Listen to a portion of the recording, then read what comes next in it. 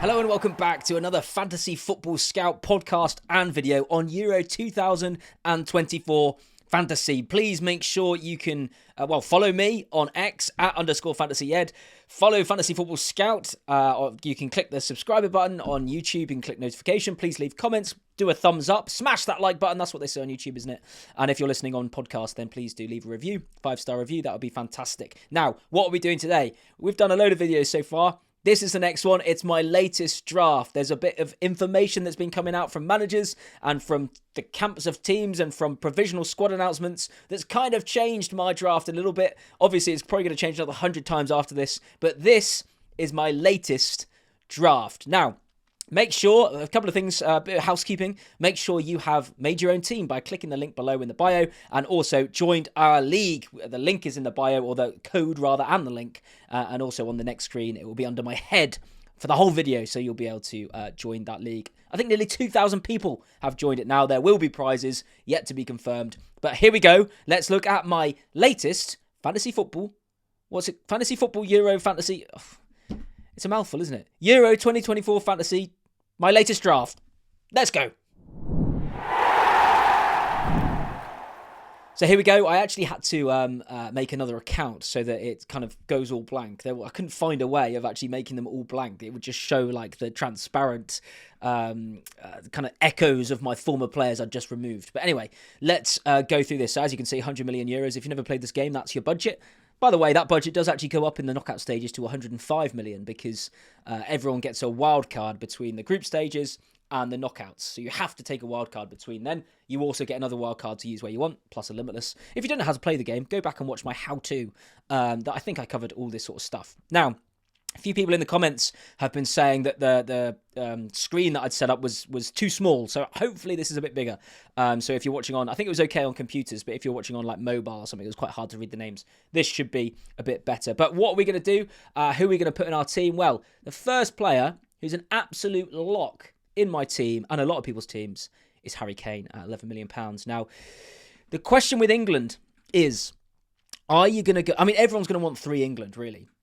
I mean, I say that. They're the bookies' favourites. They're not, for once, they're not just England fan favourites for the tournament. I don't think they've ever been the bookies' favourites in my life for any tournament, and they are this time. It's not really surprising, with players. I mean, our squad is insane, and the strength and depth. I mean, I saw on Twitter the other day an 11 of players who haven't even made the provisional squad, and even that would do pretty well in a tournament. So, yeah. Are you going to go... This is the question. Are you going to get 2 attacking players for England and 1 defensive?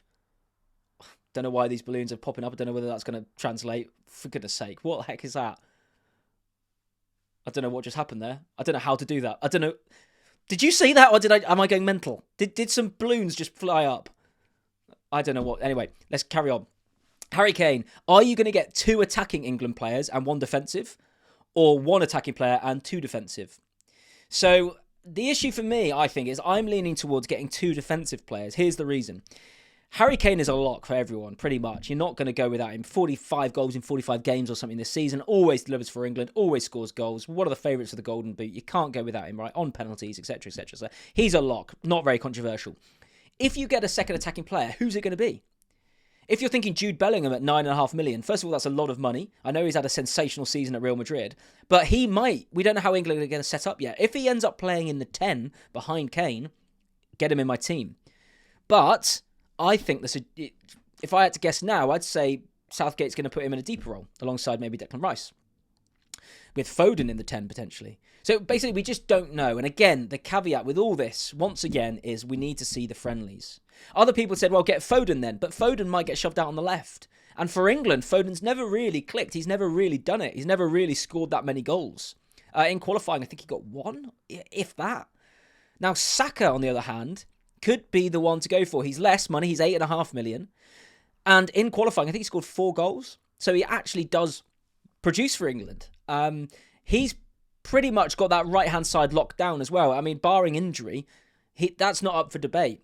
All the other positions seem to be, apart from Kane, in that attacking lineup, but Saka's seems to be locked in. So maybe it's Kane, Saka, and a defensive asset. But as I said, for me, I'm leaning towards 2 defensive assets for England. Now, someone said to me the other day, I was speaking to FPL Reactions, if you know him on Twitter. And he said, oh, it's a bit boring. I said, yeah, but Gareth Southgate's boring. I'm just matching the England manager, right? I could imagine us going 1-0 up in games, going 2-0 up in games, and then just sitting back. We're not going to be going for 5, 6, 7-0. And you might say, oh, we beat Panama 6-0 in the World Cup, whatever it was, 6-1, whatever it was, 4 years ago. Yeah, but that was Panama. And second of all, Harry Kane got the luckiest hat-trick ever, flicking off his heel and all sorts. So traditionally, usually, under Southgate, we haven't kind of gone gung-ho. And therefore, getting 2 defensive assets might be the way to go. Add on to that, the fact that there's some really good priced defensive assets, really fairly priced bargains actually, that adds to the argument. And we're going to come on to obviously the defensive assets and the defenders as well. But that's already too long on England. But I'm going to go for one attacking England player in my draft at the moment, and it's Harry Kane. Who's next? Next is going to be, here we go. Are you ready? Now then. The question about the next one is, right, okay, you've obviously only got 3 attacking positions. And the question is, are you going to go for 3 premiums? Are you going to leave one slot for maybe a lesser picked player who's maybe 7.5 million, 8.5 million? There's some good choices down there.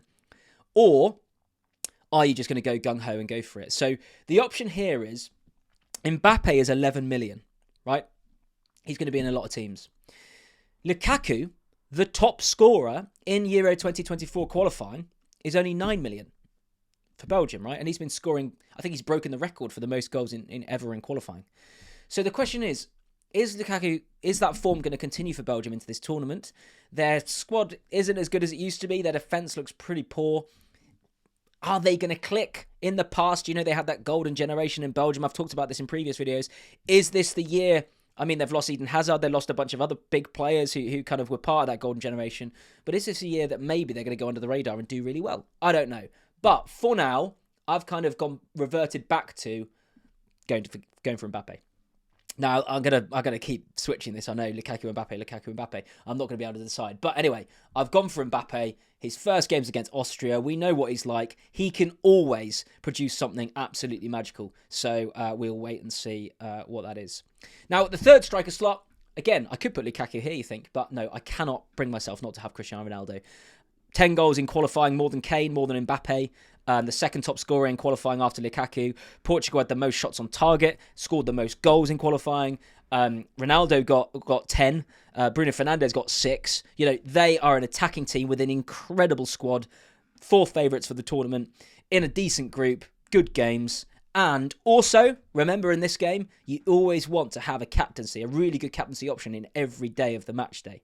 So Kane, Mbappe and Ronaldo all play on different days, with Ronaldo playing on the last day. So always in the back of your head when you're picking a captain through the match day, say your day 1 match day captain fails, day 2 it fails, day 3 it fails, day 4 it fails, the 5th day, the last day, you've still got Ronaldo to go for the captaincy. And, Ronaldo isn't, of course, what he once was, but he's still banging in the goals at international level and at club level. I know the league isn't the best, but if they get a penalty, who's taking it? Ronaldo. If there's a chance in the box, who's going to be on the end of it? Ronaldo. If they do anything, who's going to be involved?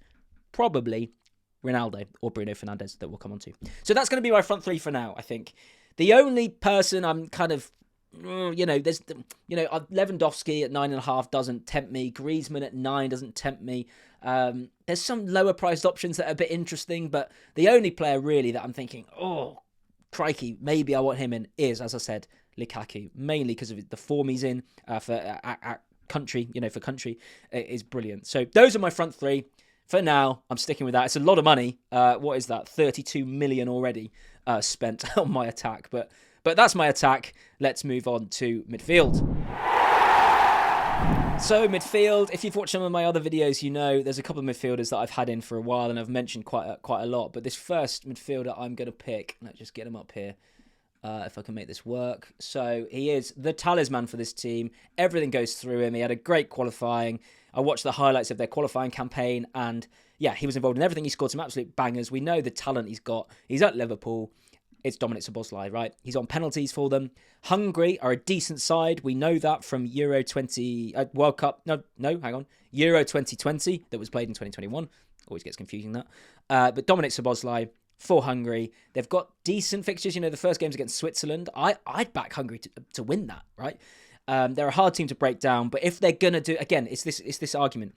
The talisman, right? If they're going to do anything, he's probably going to be involved. And at 7 million, I think it's not quite a bargain, but it's good value, I think. And Szoboszlai's been every draft I've had since I started, and I'd be surprised if he drops out of it. As I tinker, as I get towards the actual tournament, I'd be surprised if Szoboszlai isn't in my team. Who's next? Let's have a look.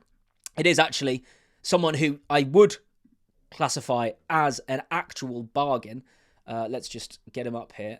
He plays for Chelsea. No, he doesn't. He did play for Chelsea. He now plays for Arsenal. He has kind of returned to form at club level towards the end of the season.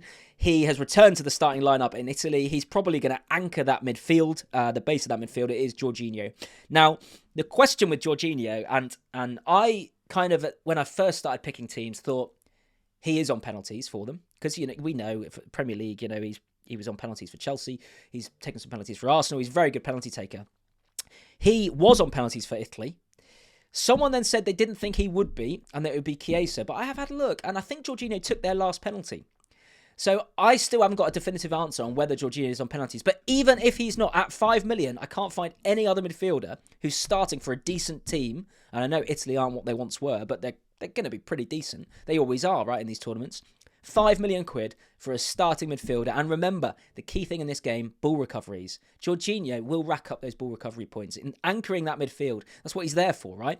Spraying the passes about, sure, chances of assists, that sort of thing. He's 80% in my team, I think. And if I find out he is definitely on pens, absolute lock in my team at 5 million. He's an enabler. He's going to start. He's a good player. We know what he's capable of. And you just leave him and kind of hope he ticks along. I can't even speak. I'm so excited. Hope he ticks along, and the odd penalty here and there. Why not? Next, let's have a look at my little thing here. Right, again, a lot of people are going to have this fella. He was the, I think, 3rd or 4th top scorer in qualifying with 7 goals. Scott McTominay for Scotland. He also plays in the first game, so he's a captaincy shout on that first game. I know it's against Germany, and a lot of people are going to have, because of that, a lot of people are going to feel forced into getting someone like Havertz or Gundogan or Wirtz or Sane or Gnabry, or if he's even going. They're going to feel like they're going to have a Germany asset. But the thing with Germany, as I've said, first of all, their form doesn't look great. They haven't had any competitive football. They've lost about 5 of their last 12, maybe 6. They've lost against teams you just wouldn't have expected them to. So, first of all, the form doesn't look great. But second of all, I just don't have a clue what team they're going to play. Is Havertz going to play up top, or is Füllkrug going to play up top? Is Sane going to play? Is Wirtz going to play? Is Havertz going to play? I can't call it. Where's Gundogan going to play? I just don't know enough, and I'm not confident. They haven't got one outstanding asset that you go, he's the one. Like Musiala, another one. Who is the one to pick? It's just much of a muchness. They're all kind of 7, 8, 8.5 million. And I just am not confident. But I do know on that first day that Scott McTominay will play, will start. And again, he's one of these players. When Scotland do something, he's usually involved at the moment. In 8 qualifiers, he scored 7 goals and got 1 assist. He played 8 qualifiers, got 7 goals and 1 assist. He's turned into R9, Scott McTominay. So he also took 9 corners, by the way. So he takes a few corners as well. He's not the main man on corners, but he does take a few. So he is... I'll edit that sound out. That's horrific. Sorry, I just sneezed. But I'm going to continue. This is YouTube. We're not live, but I can't be bothered to do it again. So Scott McTominay, good pick. Who's next for me? Next for me is... This is a lock. Absolute lock for me. And I would put this guy in bargain territory. It's Rodri at Spain. Do you know that Rodri this season has got, I think it's 17 goal contributions, 18 goal contributions for Man City in the league. And he's got 3 goal contributions in the Champions League. Now, that hasn't quite translated into his Spain form in terms of goals and assists. But he's going to be a ball recovery magnet for them. He's definitely going to start. And guess what? He's on penalties for them. Did you know that? Neither did I. Now I know. Now you know. Rodri is on penalties for Spain. So, what a pick. As well, in a group like Italy, Spain, whoever else they're in with, I can't quite remember off the top of my head, but they're in a tricky group, right? That group is one that I look at and I think, do you know what? I don't want to be picking too many players in there because I'm not sure there's going to be that many clean sheets. I can't quite call the games. So the budget players like Jorginho, Rodri, and there's one more from that group in my defence that I'm probably going to pick. They're the players to go to, I think. Should we be considering a Morata at 8.5 million up front? Well, I might consider him if it wasn't so, my 3 spaces are taken pretty easily with those 3, and then Lukaku would be next in line. So how am I going to fit? Who are you going to drop to fit in a Morata or something like that? So Rodri, absolute lock for Spain. Definitely starting on pens. Can't go wrong, right? Next, who do I have? I've got now, yes, I think you guys will have guessed Bruno Fernandes. I do like the Portugal side. I always have, but I think their squad is ridiculous. I mean, Cristiano Ronaldo, Bruno Fernandes, João Felix, Cancelo, Diaz, Bernardo Silva. It just right. There's about 50 I've missed. It just goes on and on and on in terms of the talent that they've got is absolutely insane. João Felix, did I say him? Insane. Rafael Leao, incredible, right? And they scored the most goals in qualifying. They took the most shots in qualifying. Bruno Fernandes got 6 goals in qualifying. Ronaldo got 10 goals in qualifying. They're just a team to back, and I am going to back them heavy by going both Ronaldo and Bruno Fernandes. That's £19 million on just Portugal assets. I don't need to say much more about Bruno Fernandes. We know what he offers. An absolutely brilliant footballer who is going to be the beating heart of that Portuguese midfield. You can imagine Fernandes to Ronaldo being a theme, right, in Euro 2024. So I'm gonna have both of them. Let's take a quick break, and we'll come back and do the defence. Welcome back. So, in defence, what we're going to do, right, this is what we're going to do. The first pick, I was mentioning England assets, and I was going to go 2 at the back. The first guy, and I think this is a lock, and barring injury, this is a lock in my team, right? The first defender I'm getting, who's only £5 million. Let's see. Oh, he's not actually that highly owned, I'm scrolling down here. 6%. There he is, 5%. Harry Maguire. Right? You can think what you like about Harry Maguire, but £5 million for a centre-back who's 100% going to start, and in previous international tournaments for us, has scored goals. I think he scored in 2 international tournaments, has he? Absolute, the fridge, needs to be in your team at 5 million. I mean, comparable teams who are like we're the favourites for the tournament. I can see us getting clean sheets. £5 million starting centre back. I don't understand why it's 5 million. By the way, John Stone's just as good a pick because he's going to start and he's 5 million. So I don't know why they've priced him at 5 million when centre backs for other countries seem to be 5.5, 6. Other good countries who are kind of favourites for the tournament. So Harry Maguire at 5 million, absolute lock in my team. You can think what you want about him, but he's going to start. Gareth Southgate loves him, and he always does a job for England. So Harry Maguire is absolutely locked in my team. We just know he's going to score a stonking header from a corner or some point. So Harry Maguire gets in my team. This next one is an absolute favourite of the players playing the game. He is the most highly picked £4 million defender. He's 9% owned, and he is called Mittelstadt. And we've talked about him before, but all indications suggest he is going to be starting left back for Germany instead of Raum. It looks like Mittelstadt's got that position nailed down, but again, obviously caveat, let's watch the friendlies before the tournament. But Mittelstadt, to get a starting defender for 4 million for the hosts of the tournament, and for a team like Germany, who always do well in these tournaments, or pretty much always do well, it's a no-brainer. You've got to have him in. He's a great enabler. He releases those funds so that you can get that front 3 that I've got, right? Harry Kane, Mbappe, and Ronaldo. Mittelstadt is in for me. Next is a very, very good defender. If you've played any Serie A fantasy games or anything like that, again, can't believe this guy's 5 million, but it's Federico Di Marco, who's going to start left back for Italy. He's an attacking left back, can get goals, can get assists. Italy may sneak a clean sheet here, there as well. A really, really good player. Just as good as Giovanni Di Lorenzo, who plays right back for Germany, but he's 5.5. So I don't know why Di Marco's 5. But he's just a lock in my team, I think. I'd be very surprised if he doesn't end up in my final team before the tournament. Again, I don't really like that group. I'm not going to spend much money in that group, but there's 3 good bargains there in that group. Rodri, Jorginho, Di Marco. And Di Marco's a lock. And I think a lot of people, you can already see his ownership's at 15%. So, he's about the 8th most, highest owned defender. 5 million, I think he's just a bargain. For that price, you just can't say no for Di Marco. Next, now this one, if you watched the previous video with me, I mentioned this guy as a boring pick, a safe pick, but a boring pick. But he's just become a lot more interesting. Virgil van Dijk at 6 million. Now, that's expensive. And this slot before this was taken by Cancelo at Portugal. I was going to triple up and just go mad for Portugal, right? Because they've had so many shots and so many goals and everything. But Virgil van Dijk, the manager was quoted the other day saying Virgil van Dijk is on penalties for them. Virgil van Dijk is on penalties. So, I mean, that makes him so much more interesting. If you watch a previous video, as I said Virgil van Dijk at 6 million. He's just too much to spend. He's going to be safe. They might get clean sheets, but it's just, he might score a header, but you just don't know. At 6 million, he's not like a wing back. He's going to be flying forward. But if you add penalties to Virgil van Dijk's game, I mean, he used to take free kicks for Celtic as well. I watched a compilation of his free kicks he scored for Celtic and Southampton the other day. I can't believe he didn't take him at Liverpool. He's incredible. So I don't know whether he's doing them. But penalties, Virgil van Dijk, 6 million. I'm pretty sure I'm going to keep him now. I'd be surprised, unless it comes out that he's not on penalties or he gets injured. I mean, maybe 6 million. I might find somewhere else to use that money that's better. But at the moment, Virgil van Dijk, 6 million on penalties. Again, I can't turn that down. And then another guy who, let me just find him, who is a good pick. I've mentioned him before. His stats are absolutely next level, right?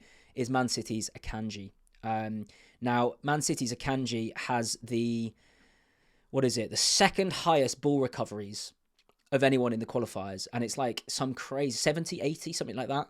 So remember, in this game, every 3 ball recoveries gets you an extra point. So players like that, there are certain players who are just ball recovery magnets. He seems to be one for Switzerland. So, he guarantees you an extra 3-4 points a game. So even if they lose their clean sheet, you could still get a really good score. And if they get a clean sheet and he gets bonus points, and we know he can get, we know Akanji, we've seen him in the Premier League, he can get attacking returns. So at 5 million, if he was 6 million, I might still have him, to be honest. But at 5 million, no-brainer. Again, I'm saying no-brainer to too many players here. I know it, because some of these, just because I tinker, and I'll find, more stuff will get revealed. I just think, who knows? We'll find out. But at the moment, Akanji, I think he's been in every draft I've had. You can't ignore him at 5 million. I know he's not playing for the best team, but again, even if they lose their clean sheets, he's going to be racking up the bonus points. By the way, just to say, we don't need to be thinking, which teams are going to be qualifying necessarily, because we get that free, as I mentioned earlier, we get that free wild card in between the group stage and the knockouts. So everyone has to play one there. They've got another one as well to play wherever they want, but locked in is that free wild card. So you can pick players from teams who you think are going to rack up points, even if you don't think they're going to get through the group. Switzerland may be one of them, I don't know, but Akanji, he's in my team. Now, who are the keepers? Let's just quickly move on to them. Yeah, I mean, here you go. It's not going to be surprising. I said I was going to have 2 England assets, and indeed, I find it absolutely bizarre that Jordan Pickford is 5 million quid only.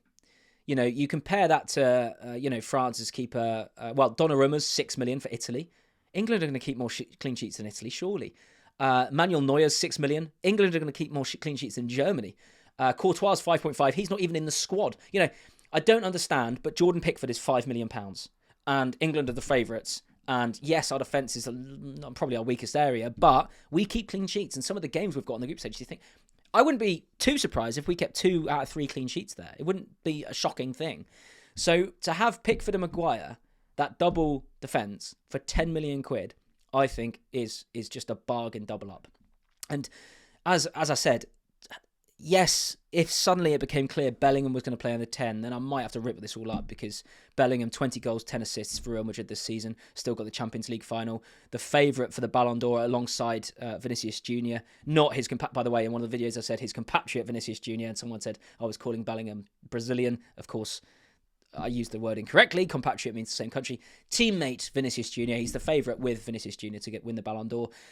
I'd probably have to get him in. He is expensive at 9.5, but I just have to get him in. But if he's going to play deep, Bellingham, then I'd rather have 2 defenders, Maguire and Pickford. And who takes this last spot as keeper? As you can see, I've got £4 million left, so it's going to be someone budget. But again, I've talked about this guy before. Matt Sells at Belgium is 4 million quid. Now, Thibaut Courtois, for some bizarre reason that I do not understand, even though he's fit for Real Madrid, even though he's probably going to play the Champions League final this Saturday, he hasn't made the Belgium squad. I don't know why, even just to sit on the bench, no idea. But I think he's fallen out with the manager or something. I don't know, but he's not in that provisional squad. And that leaves, the keeper's either then going to be Sells at 4 million or Casteels, who's 5 million. But there are some rumours that it's going to be Sells, actually, who starts. Now, this is a caveat again. We need to watch the friendlies. We need to listen to the interviews and stuff. But if Sells is a starting keeper for Belgium, I don't care how bad their defence is, which it is pretty bad, by the way. It's not looking like it was 5 years ago. It's Wout Fez is apparently going to be starting at centre-back for them. He's a 4 million option as well if you need a bargain. But they're probably going to concede goals. But we've got Pickford, so we might not even need Sells. And secondly, he's going to be, if he's a playing keeper, it's worth saving that money, spending it elsewhere, and having that player. But you know, he's probably the most unlikely to stay in the team because it's probably going to, you know, some people have said Sells might play one, Casteels might play one. It might just not be locked. So if that's not the case, I will have to change someone somewhere and find 0.5 million to raise Sells to a playing keeper, because there are a couple of 4.5s. We'll probably do a whole video on 4.5 million assets at some point, I imagine. So that's my team. This is my latest draft. It's a bit different from my last one. I hope you agree with some of my things. Please tell me what your drafts are. Please tell me where I've gone wrong. Please tell me what I've missed. Please tell me any bargains I've missed. Please tell me any things I've missed that I need to know before we get to Euro 2024 for Fantasy. Obviously, we've still got about over 2 weeks to go, so this will be tinkered with a lot, but I will update you on my team. Please leave a like, subscribe, comment, tell your friends about us, make your team. Join our mini league. You can see the code below. There's nearly 2,000 people there. There will be prizes. And I'll see you on the next video on Fantasy Football Scouts YouTube. And thank you for listening to the podcast as well. See you next time.